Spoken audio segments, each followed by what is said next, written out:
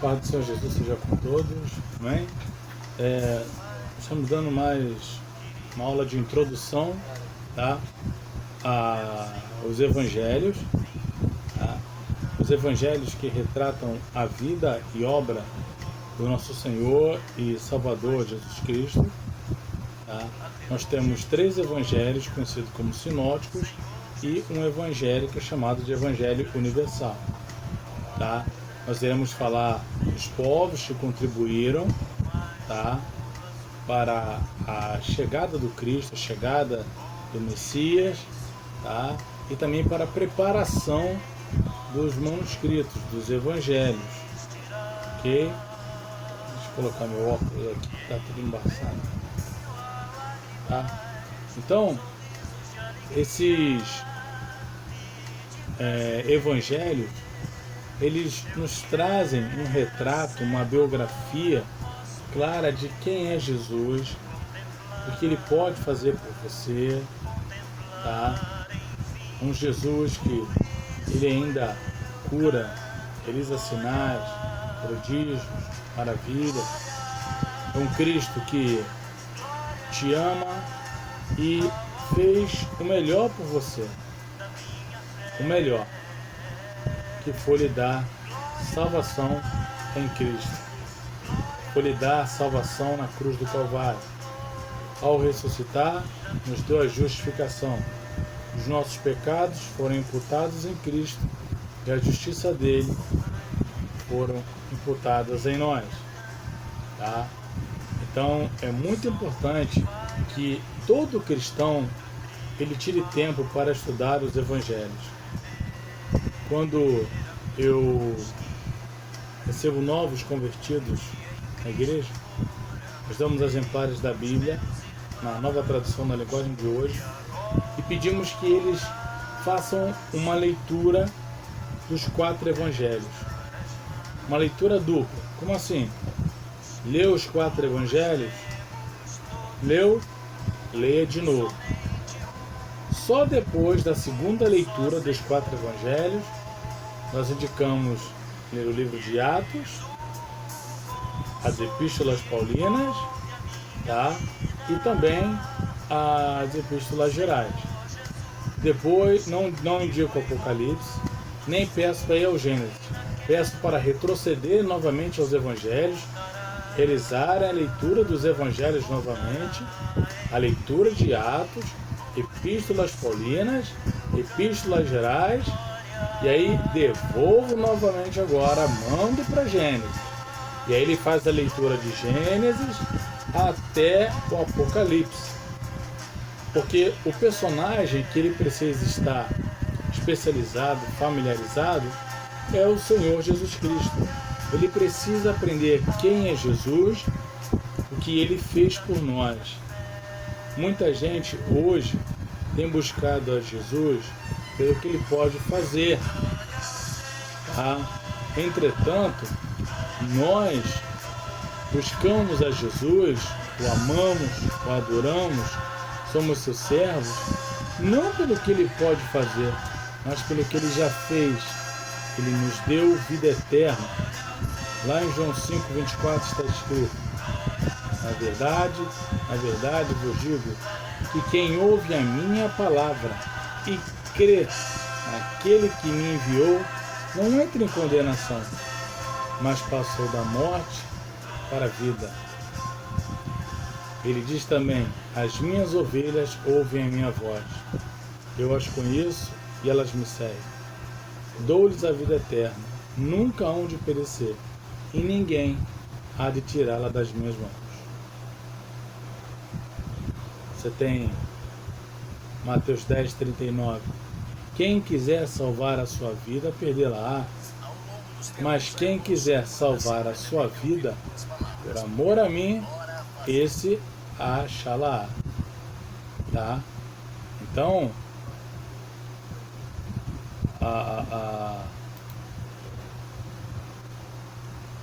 através dos evangelhos nós aprendemos quem é Cristo e o que ele tem feito por nós. Nós vemos a sua obra, como ele tratava as mulheres, as crianças, como Cristo tratava a sociedade, como ele lidava com pecadores. Tá? Nós temos tudo isso nos 4 evangelhos. Tá? Tem um personagem não, um autor, de nome em inglês eu sou terrível, até anotei o nome dele aqui, que é o Herbert George Wells. Herbert George Wells, ele escreveu A Ilha do Dr. Moreau, O Homem Invisível, A Máquina do Tempo, A Guerra dos Monstros, enfim. E ele era ateu, e um dia ele disse à esposa: vou provar que Jesus não existe. Pegou os evangelhos, sentou e por 6 meses ficou trancado estudando os evangelhos. Um belo dia sua esposa anotou a sua falta e foi até seu encontro. Quando lá chegou, o encontrou de joelhos, com a Bíblia para o alto, dizendo: Senhor Jesus, me perdoa porque eu sou pecador. Recebe a minha alma, eu te entrego a minha vida. Tu és o meu Senhor e Salvador. E depois relata. Os 4 evangelhos retratam a biografia do personagem mais intrigante e fascinante de toda a história. Jesus, esse personagem, não pode ter sido inventado, nem criado. Ele existiu. E existe. E neste momento está nos observando. Tá? Então nós temos 3 evangelhos sinóticos. Sinótico significa ler em conjunto. Tá? Ler em conjunto. São Mateus, Marcos e Lucas. Você lê Mateus, o que você não achar em Mateus, você vai lá em Lucas. O que você não achar em Lucas, você vai em Marcos. E aí você vai lendo em conjunto. Porque os 3 sinóticos, eles demonstram mais a humanidade de Cristo, o ministério público de Cristo, diferente de João, que tem uma função peculiar, é universal. Ele quer defender a divindade de Cristo. Ele quer defender a fé cristã. Tanto que ele começa o seu evangelho dizendo: no princípio era o verbo estava com Deus e o verbo era Deus. Ele não coloca genealogias porque Deus não tem começo nem fim. E ele escreve isso por causa de uma seita filosófica chamada gnósticos. Os gnósticos, eles se baseavam na ideia de Platão. Platão tinha a ideia do campo das ideias. Todos os seres humanos viviam nesse mundo. E quando eles reencarnam e vêm para o corpo, que é uma matéria ruim, tá? Vem para essa matéria ruim, e ele de repente leu um livro e aprendeu alguma coisa, Platão dizia: você não aprendeu, você lembrou, porque no mundo das ideias ele já existia. O saber salva, era o que ele dizia. Então, o gnosticismo abraça essa ideia, porque ele mescla filosofia, esoterismo, judaísmo, cristianismo e magia. Mescla tudo isso, tá? E então cria-se um sincretismo religioso, uma confusão, né? E ele tem que chegar e defender o evangelho, porque segundo o gnosticismo havia um Deus demiurgo, como Platão também cria, tá? Que ele liberou emanações, divindades inferiores. Essas divindades inferiores, existiam divindades do bem, divindades do mal. Elas criaram o mundo. Por isso existe o dualismo no mundo, o bem e o mal. Tá? Então Cristo tá? Seria uma dessas emanações para ajudar a criar o mundo. Então João, ele rapidamente refuta esse ponto de vista dos gnósticos em seu evangelho. Por exemplo, Evangelho de João, capítulo 1, ele diz assim: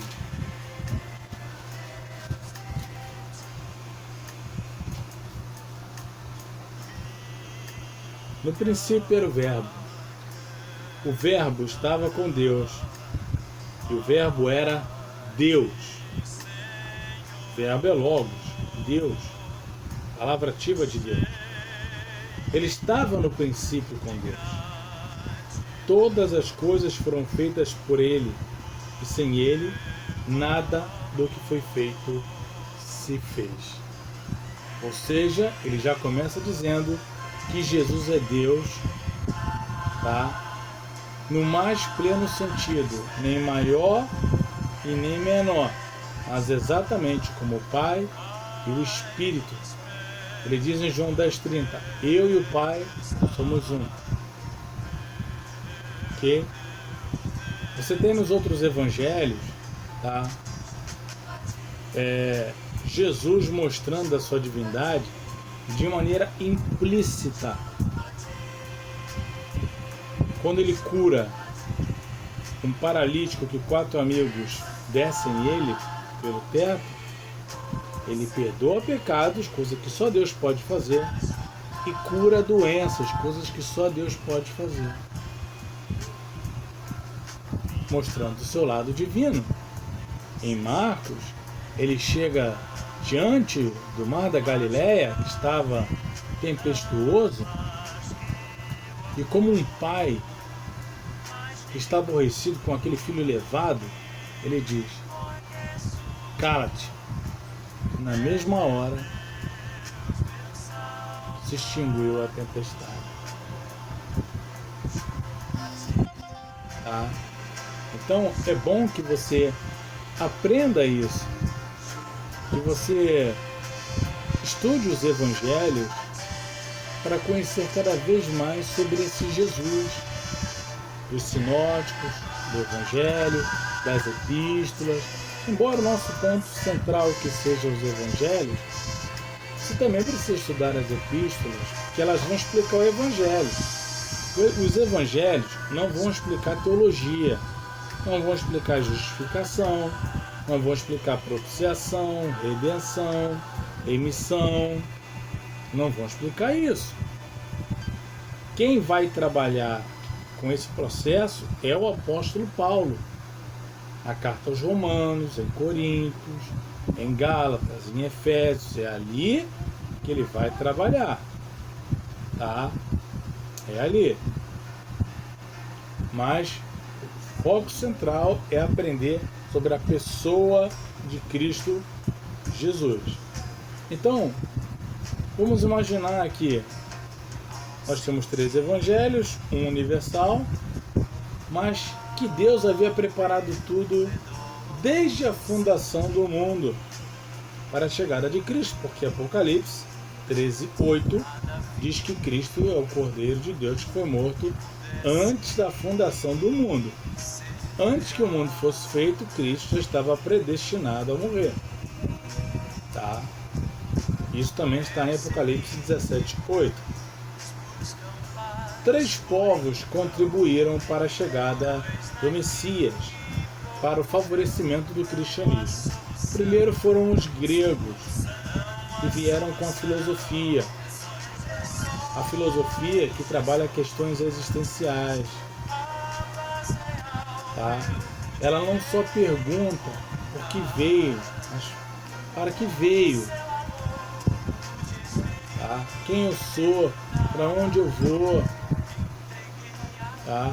O que acontece após a morte, questões existenciais, faz você refletir. Isso tudo acontece por causa do espanto. O espanto faz você se indagar, perguntar. Quanto mais espanto, mais você vai querer descobrir. Esse é o combustível da filosofia, o espanto, a curiosidade.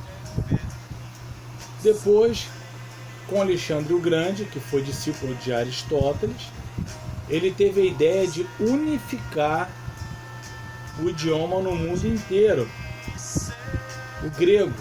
Tanto é que, devido às diásporas judaicas, existiram os helenistas, judeus de fala grega. É o que acontece em Atos 6. Os discípulos davam atenção somente para as judias ortodoxas. As outras, que eram helenistas, estavam deixadas de lado.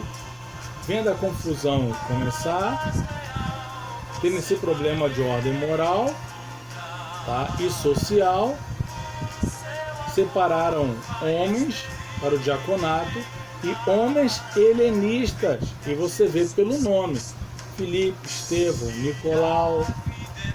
Nicolau depois sai e inventa uma seita chamada os Nicolaitas. Libertinagem, feitiçaria, tudo isso. Então, separe esses homens para que eles pudessem cuidar das viúvas helenistas, enquanto eles, judeus, cuidavam da palavra, cuidavam da oração das judias ortodoxas, porque um judeu ortodoxo, ele não se mistura com o samaritano, nem com o helenista. Se você for a Israel, toque no ombro de um judeu ortodoxo para você ver o que te acontece. Toca lá. Você não vai te expulsar. Você está contaminando ele, você é impuro. E tem um monte de gente aí, irmãos, querendo ser judeu. Um monte de cristãos aí querendo ser judeu, querendo quippar e tudo mais. Eu quero ser igual a Jesus, igual a ele, o que ele fez. Jesus não tinha essa. Quem quisesse parar para conversar, quem quisesse parar para aprender, ele estava disposto a ensinar, e nós vemos isso nos evangelhos. Curou o filho da viúva de Naim, que, coitadinha, ou viveria mendigando, uma prostituta velha, ninguém ia querer, então é mendigar. Ele foi, ressuscitou o filho dela. Em Bartimeu, restaurou-lhe a visão, curou o servo do oficial, enfim, fez várias coisas que ninguém fez a não ser ele. Andou sobre as águas, sabe? Jesus é exclusivo, é único, não há ninguém que se compare. Há mais de 10.500 religiões no mundo. A maioria desses fundadores estão todos mortos. Jesus é a única, é o único em que você vai lá em Jerusalém e entra no sepulcro dele, você não vai encontrar nada a não ser uma inscrição: ele não está aqui, mas ressuscitou e está vivo para todo sempre.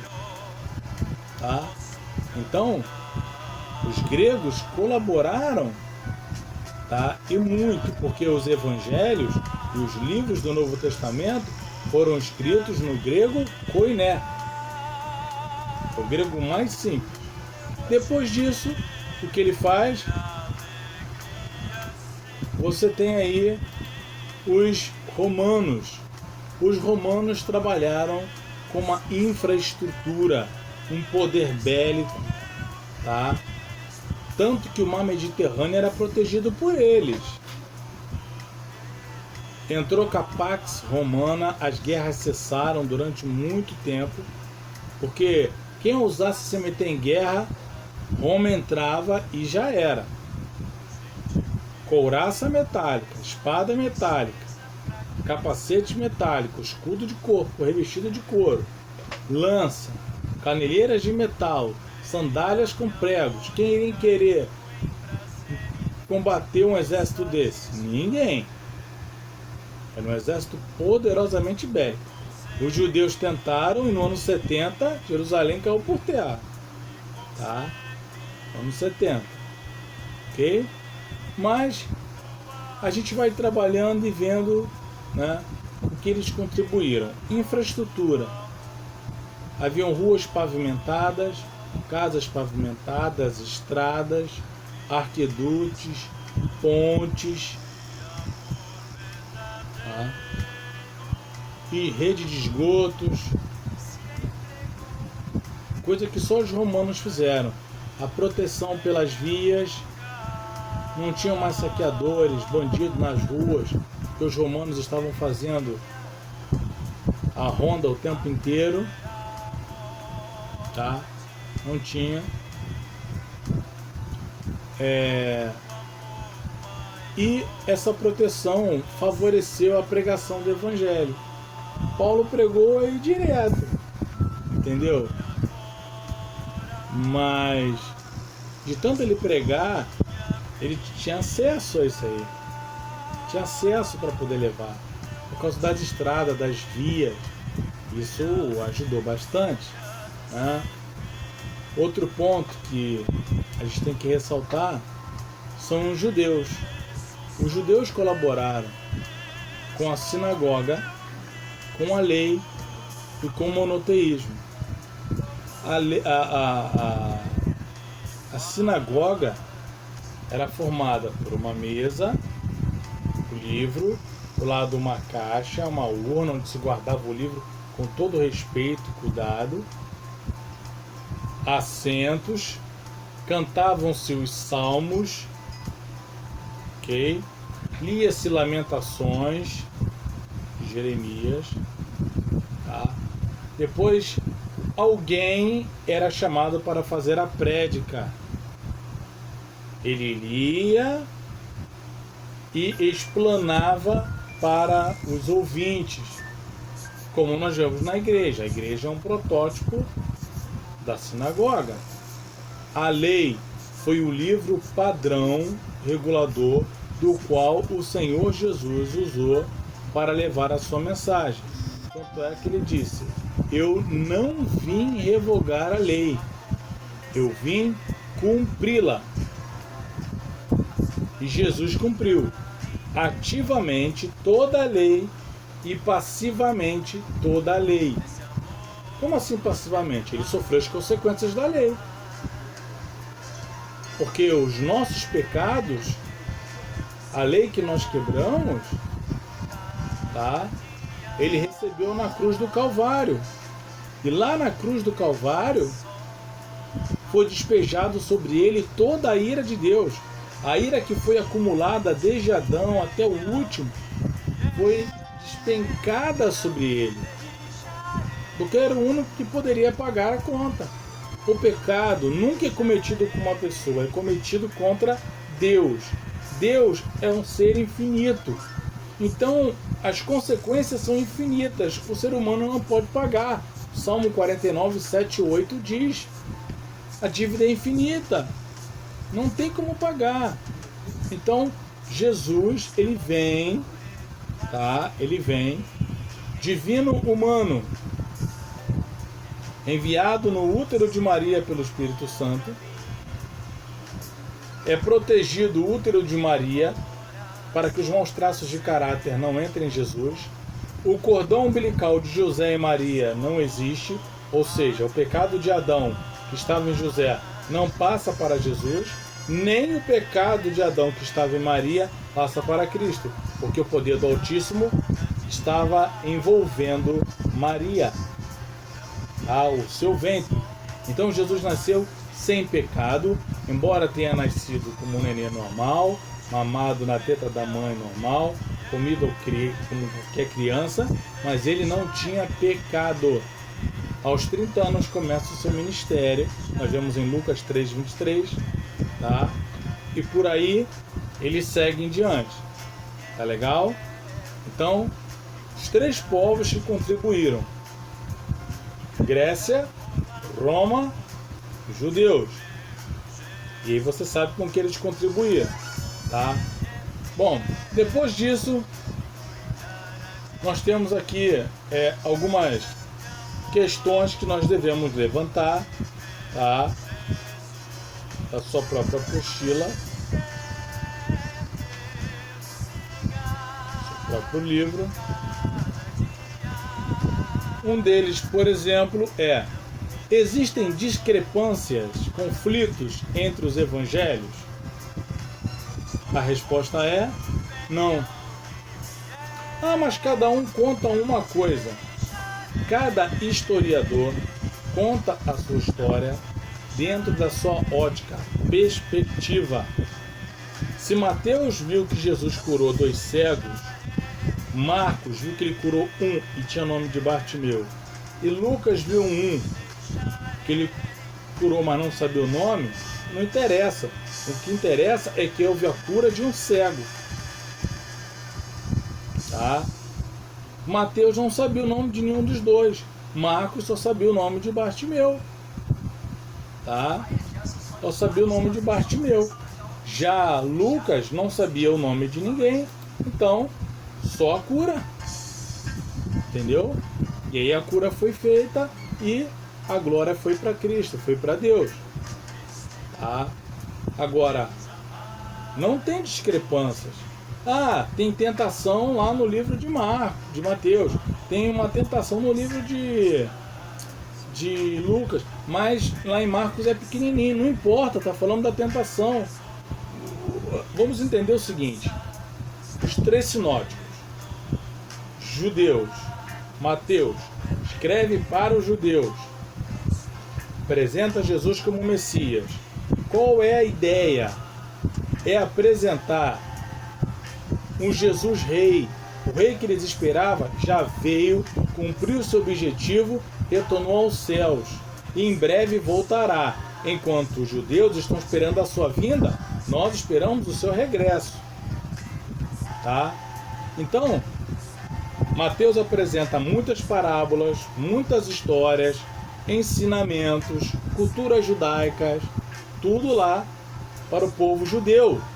Porque a ideia dele é apresentar Jesus como o rei, tanto que ele é o primeiro livro do Novo Testamento, embora não tenha sido o primeiro a ser escrito, e sim Tiago, mas colocou-se ali ele em primeiro lugar, porque Malaquias é o último livro do Antigo Testamento e fala do sol da justiça, daquele que prepararia o caminho e do Messias.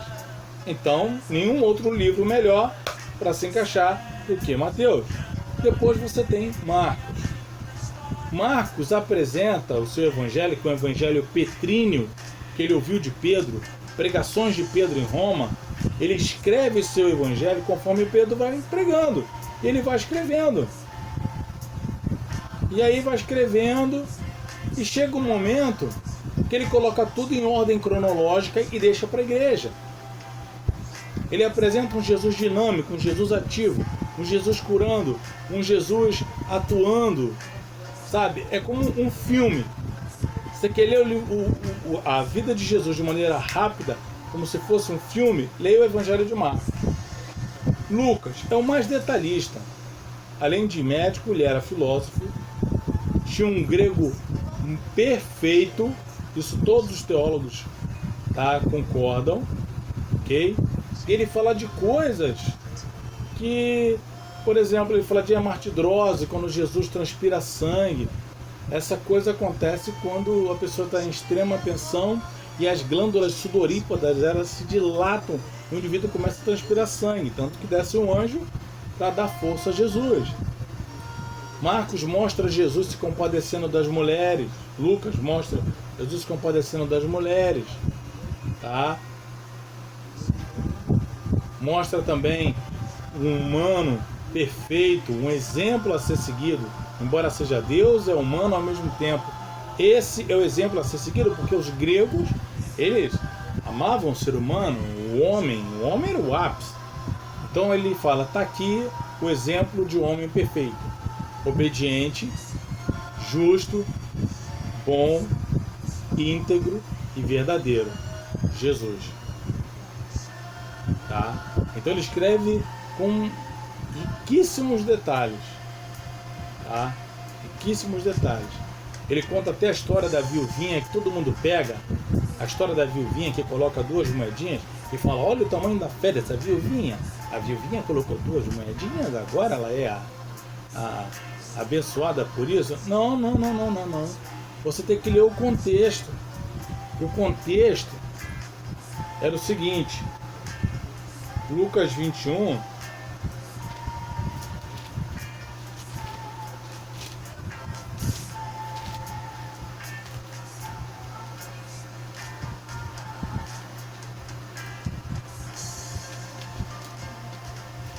Lucas 21, olha, Lucas 20, 46 fala assim, cuidado com os escribas, que gostam de andar com vestes talares e muito apreciam as saudações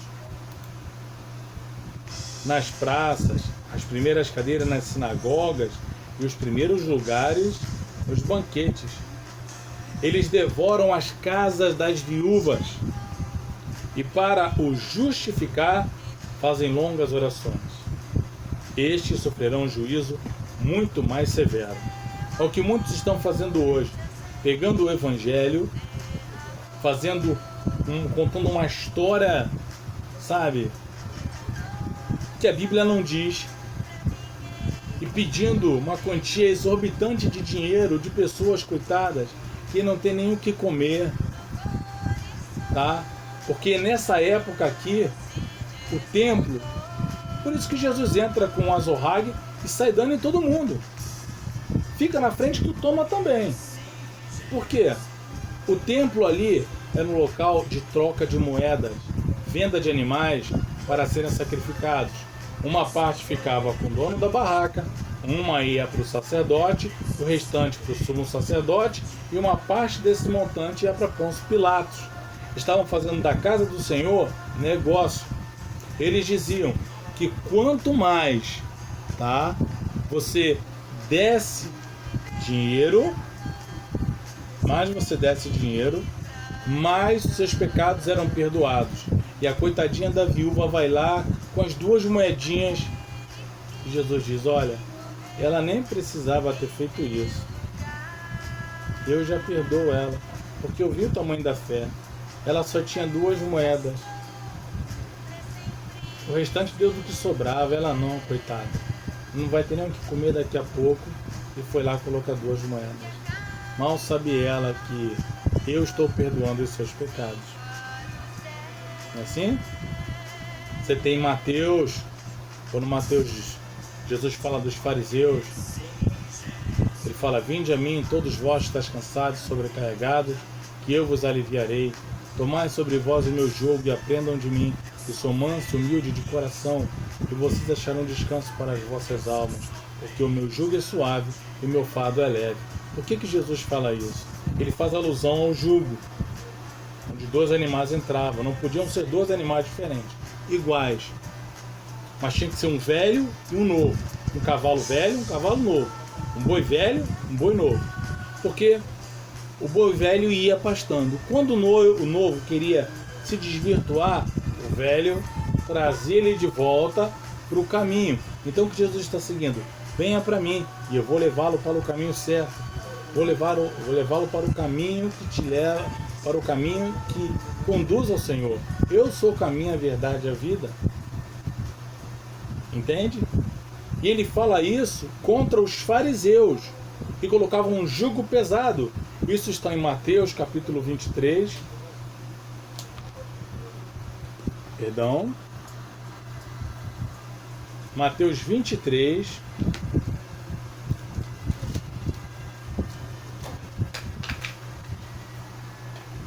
Mateus 23, ele fala assim: na cadeira de Moisés se assentaram os escribas e os fariseus.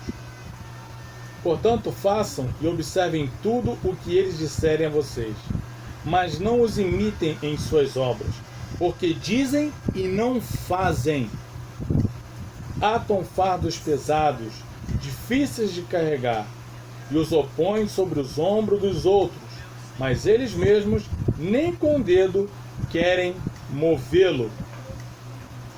Gostam do primeiro lugar nos banquetes e nas primeiras cadeiras das sinagogas, das saudações nas praças e de serem chamados de mestres. Mas vocês não serão chamados de mestres, porque há um só mestre de vocês, e todos vocês são irmãos. Olha só. Os fariseus jogavam um jugo pesado, os escribas, mas eles não cumpriam. Davam o dízimo do cominho, davam o dízimo da hortelã, mas não pagavam dinheiro. Mas cobravam. Tá vendo? Porque você precisa estudar os evangelhos, tá? Então, respondendo à pergunta aqui, existe discrepância entre os evangelhos? Nenhuma discrepância, nenhum conflito. Um completa o outro. Mateus, Marcos, Lucas e João. Os quatro retratam a biografia do personagem mais intrigante e mais fascinante de toda a história, Jesus Cristo. É impossível conhecer Jesus e não amá-lo, amá-lo e não segui-lo. Um outro ponto. Qual a diferença dos sinóticos para a mensagem de João? Os sinóticos, eles se voltam para o homem natural, na ideia de levar a mensagem salvífica, tá, ao pecador. Os três têm essa função. O Evangelho de João, ele escreve para crentes, porque a ideia é fazer a defesa da fé cristã contra os gnósticos, contra as heresias. Em 1 João, primeira carta de João, capítulo 5, versículo 6, 7, 8, na corrigida está assim, mas está errado. Os três sãos testificam no céu, o Pai, a Palavra e o Espírito. Os três são um só. Não é isso, está errado. Porque João está combatendo o Cerinto. Esse texto foi colocado por Erasmo de Roterdã e agora foi corrigido. Tá? Almeida entendeu o que fosse e foi corrigido. O texto é: três são os que dão testemunho no céu, o Espírito, a água e o sangue. Porque Cerinto de Alexandria dizia que Jesus nasceu através de uma conjunção carnal, tá? E aos 30 anos, no batismo, o Cristo desceu sobre ele, ele passou a curar, ressuscitar, fazer um monte de coisas. Na hora da morte, o Pai tirou o Filho Cristo e deixou só o Jesus morrer na cruz. Se só o Jesus humano morreu na cruz, está todo mundo preso em pecado até hoje. Porque um homem não pode pagar pelo pecado de ninguém. Então por isso que João diz, três são os que dão testemunho. O Espírito, que envolveu o ventre de Maria, a água, o batismo, que começa o ministério, e o sangue, que encerra o ministério dele aqui na terra, derramado. E o Espírito da verdade é que dá testemunho disso. Quem dá testemunho é o Espírito Santo. Então João está combatendo os falsos mestres. Tá? Outro ponto. Nos três primeiros evangelhos, o ministério de Jesus se concentra na Galileia, em Cafarnaum. Tá? Tanto que você vê lá acalmar a tempestade, entendeu? A descida lá do paralítico, o leproso que vem, Senhor, se quiser pode curar-me. Sim, quero ser curado. Já o de João, o ministério dele é na Judéia, que é onde ele cura um indivíduo que está paralítico lá no tanque de Betesda, onde diziam que descia um anjo. Não descia um anjo coisa nenhuma. Aquilo era uma crença popular judaica, tá? Crença popular judaica, que João fez questão de ressaltar para mostrar o poder superior de Cristo. Pode pegar a tua Bíblia Almeida, revista atualizada, que esse texto e o de 1 João 5, 6, 7 estão entre colchetes, indicando que não existe no original. Tá? Deus não ia fazer uma brincadeira dessa de fazer um anjo descer para você ser curado. Não. Ok? Então, Jesus falou: o que você quer que eu te faça? Quer andar? Ah, ninguém me joga ali. Levanta e anda. Agora olha só. Não diga a ninguém que eu te curei. Beleza, o cara foi lá e contou. Depois ele encontrou com Jesus. Jesus falou: ó, te curei. Não cometa o pecado novamente, para que não te ocorra coisa pior. Depois curou um cego, fez um lodo com um cuspe, passou nos olhos, cego de nascença, e o cego falou: se ele é profeta, eu não sei. Eu só sei que antes eu era cego e agora eu vejo. Tá? E aí tentam pegar ele, enfim. Jesus conversa com Nicodemos, dá uma aula de regeneração para Nicodemos, tá? Fala na cara de Pilatos: nenhuma autoridade teria se do céu não fosse lhe dada. Se o meu reino fosse deste mundo, os meus lutariam por mim. Ó, entendeu? Então você vê a diferença. Nos três vemos a vida pública de Jesus, isso eu já falei. A gente vê a vida pública de Cristo. Cristo ali andando, na parte mais geográfica, passeando, andando, né? Mas já no Evangelho de João, o seu ministério é mais recluso. Ele